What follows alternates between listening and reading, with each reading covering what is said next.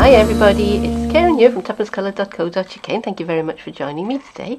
This is what I've been making today. This rather elegant little box. It's really clever because it holds itself closed. And you can pop your goodies inside and just close it up again and it just holds itself. Now, I did pinch this idea. It came from a YouTube channel called Mixed Up Crafts. Heartily recommend that you hop on over there and see the wonderful inspiration from that channel. I did make some adjustments to the measurements and in the way that I put it together. So stay with me and I'll show you how it's made. So here are the things that I'm using today. I've got a piece of the Springtime Foils Specialty Designer Series paper, which I've cut to 5.5 inches, and I've got the whole width of the 12 by 12 sheet, and it is actually causing my camera to go a bit crazy, so we'll move that one out of shot. I've got some scraps of chocolate chip, Whisper White, and I've got a bit of copper foil, which I may use, I may not. I haven't quite decided on that one yet. I'm going to use stamps from the A Good Day set, copper embossing powder, Versamark ink. I've got some copper trim, and I have 2 punches. I've got a 1 3/8 of an inch scalloped circle, which is new in the spring summer catalogue, and a 1.5 inch circle punch. So the version on Mixed Up Crafts was made with 2 pieces of 6 by 6 paper. So I've adapted it a bit for a piece of 12 by 12, and the measurements are slightly different. So I'm hoping that this is going to do what I want it to do. So first of all, I'm going to score my paper at 1.5 inches on the short side. And then I'm going to score it at 4.5 and at 5. So with the long edge of my paper up against the top of my scoring board, I'm going to score at 1/2 inch, but I'm only scoring down as far as that second score line. Okay. Then I'm going to score again at 1.5 inches, just as far as that mark I've already made. Then I'm going to score at 2 inches, and I'm going to go all the way down to the bottom of the card. My next mark is going to be at 6 inches, and again that's going to be all the way down to the bottom of the card. 6.5 next, down as far as the second of the 2 score lines that I've already put in place. 7.5, same thing, just as far as those score lines. And sorry, that should be at 7. No, I was right, 7.5, and then 8 inches all the way down to the bottom. Okay, and that is my scoring done. Now, I've scored on the reverse of the card for 2 reasons. One is, for some reason, this side is making my camera go berserk. And the other reason is because this foil is very lovely, and it actually scores better on the reverse. So that's why I've done that. I've just sketched in where some of the lines are so that you can see them a bit better and you can see what I'm doing. Obviously you wouldn't need to do this, so I've just sketched in at the ones I made at 2 inches, 6 inches and 8 inches, and I've also just sketched in where my horizontal folds cross those lines, and I'm going to measure down from the top of the card 1 3/4 inches, or from the lower fold 3/4 of an inch. I'm just going to put a mark there, and I'm going to do the same over here. So 1 3/4 of an inch and make a mark, and then same thing here, 1 3/4 of an inch and make a mark, and again here 1 3/4 of an inch and make a mark. Okay. So now with my stylus, let's sketch in these lines a little bit more clearly so that you can see what I'm doing.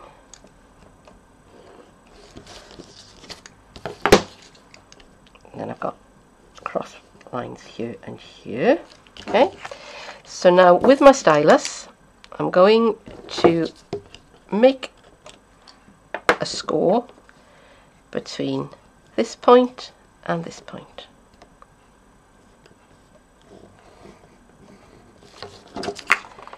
And then I'm going to do the same here.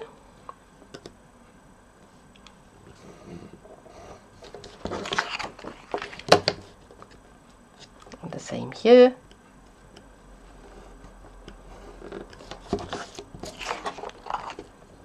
That one's a very neat one, but never mind. And the same here. Okay. Right, so next thing I'm going to do is I'm going to go and take my bone folder and I'm going to burnish all of these folds.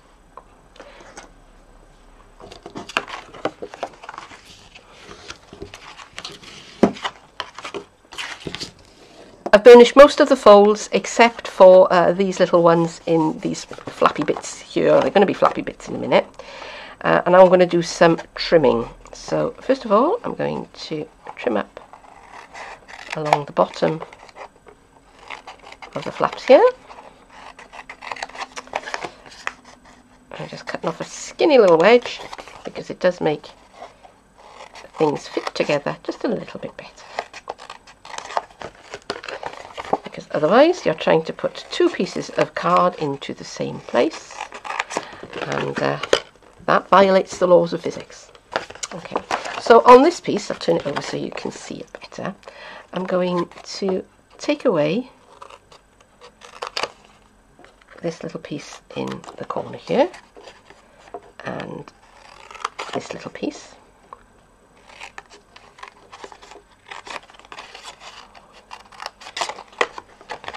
and same here. So around that way so I can get it a bit better. I'll just snip that away.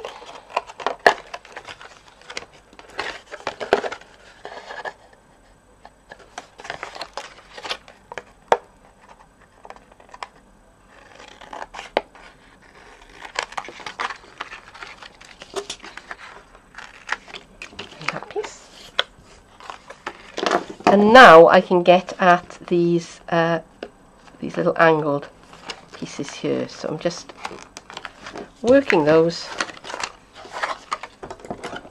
Get the bone folder.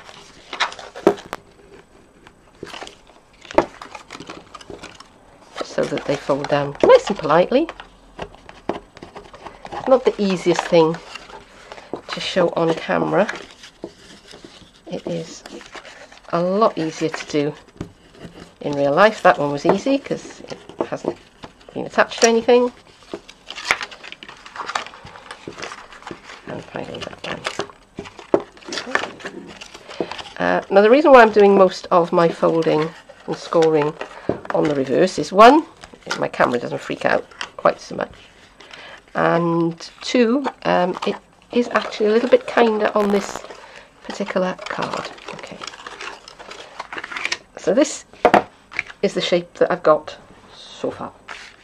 I'll put some pieces of tear and tape onto my card, and I've got a piece here, a piece here, a piece here, and a piece here, and I've also put a piece along the panel at the bottom while I had the tape out. And I'm just going to take the backing of these pieces, turn that around so I can get a little bit better. I'm just going to fold that over.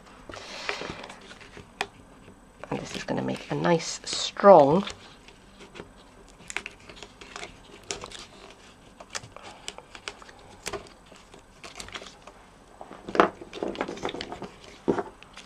okay. And now I'm going to take my snips, and about halfway along I'm going to cut into that card, and I'm going to go just beyond that fold line.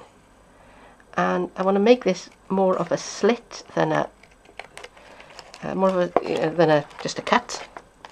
I'm just cutting those pieces away. Okay. Might have taken that a little bit far, but hey ho, such is life. And same thing over here.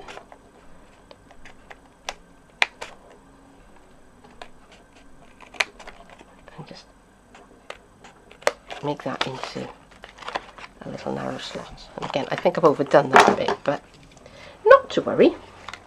Now you've probably been wondering, how am I going to get that bit to stick to that bit? And the answer is, I'm going to use a construction strip.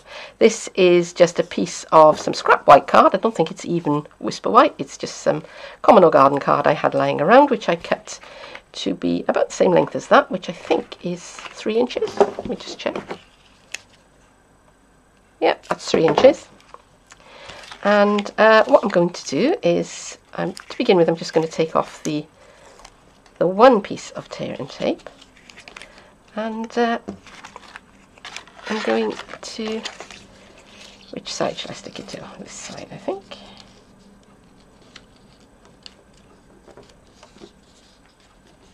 Just going to stick that so that it's flush with that corner. Now I'm going to have to refold that little piece there, but now I have an extra piece to glue my box together. Next I'm going to stamp my sentiment, and because I'm going to be embossing it, I'm going to go over my card with my embossing buddy first. I have Versamark ink. My stamp is onto its clear block, so I'm inking that up with lots of light tapping. And I'm going to press that down and count 1, 2, 3, 4, 5 for the ink to transfer. And I don't know whether you can see that, but I can see it sitting there. I have copper embossing powder.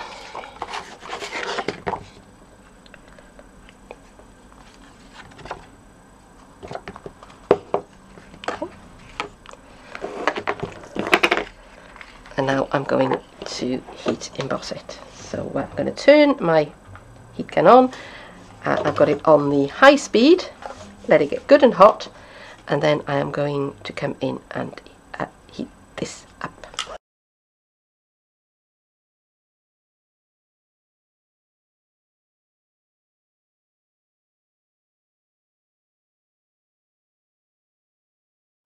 So this is the 1 3/8 of an inch scalloped circle punch, and it should fit nicely around the edge of the bit that I've just stamped, which it does. So when I'm happy with the way it's fitting, all I need to do is that, and I've punched out my piece with my sentiment. Now I've also punched out a circle of chocolate chip, which is in was 1.5 inches, and I went and got my 1 3/4 of an inch circle punch, and I punched out a piece of the copper foil, and I'm just trying to decide whether or not I like the look, but I'm going to. Okay, so had second thoughts about putting this directly onto the layer of chocolate chip, and I went and got my 1 3/8 of an inch circle punch, which should fit almost exactly around the outside of the 1 3/8 of an inch scalloped circle punch, and just give a little hint of copper behind it. And then this will sit onto the chocolate chip piece. And I'm going to put that on flat with my liquid adhesive. Okay. Now that's looking more like I want it to, with just that hint of copper around the outside. And then I've got that larger piece as well. I'm still not sure whether or not I'm going to use it, so I'm going to have a think about that one. I've decided I'm going to give this box a carrying handle of the copper trim. So I've got a piercing mat underneath my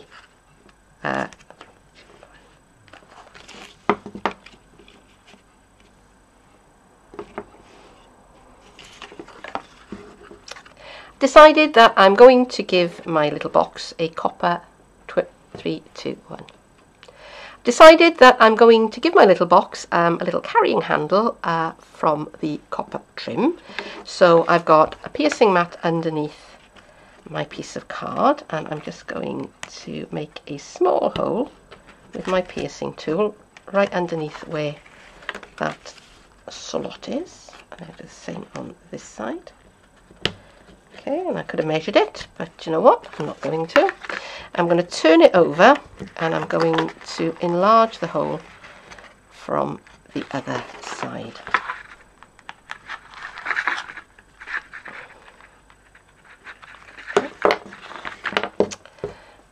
And now I've got my embossing stylus, and I'm going to try and persuade the copper trim through the hole that I just made.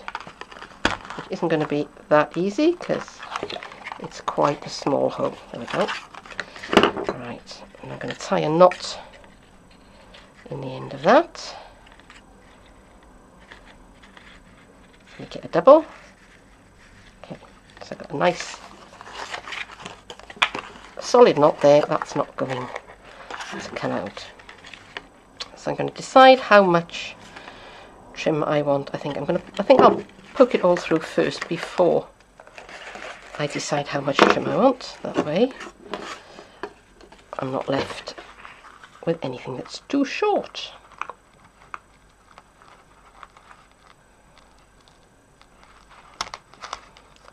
And as you can see, I'm doing this before I've closed the box up because it's a lot easier to work when you've got a flat piece of card rather than when you've got a dimensional object. There you go. So it's a little bit fussy, a little bit fiddly, but it can be done with a little bit of patience. Yep. Okay. So how long do I want that? About like that? Seem good to you?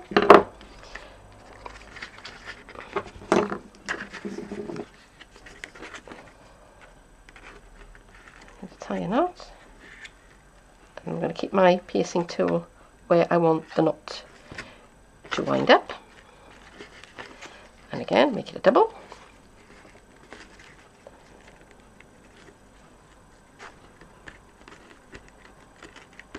Nope, I want that to go along here. Come on, there you go.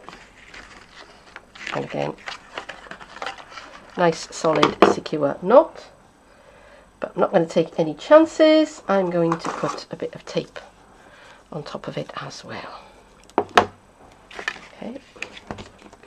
I'm using my tearing tape for this, but your ordinary common or garden sticky tape will work just as well because it's going to be on the inside and people are not really going to see it. So now I can remove the backing from that piece of tape, and I can close up my box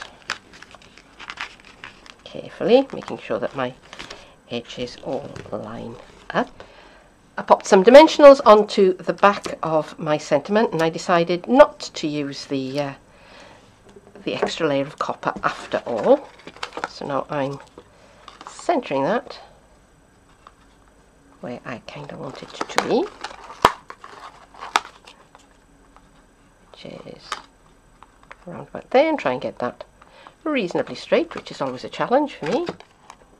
I've tied a little bow in the copper trim, and I've put a glue dot on the back of it, being very brave because glue dots and I don't always get on. And I'm going to...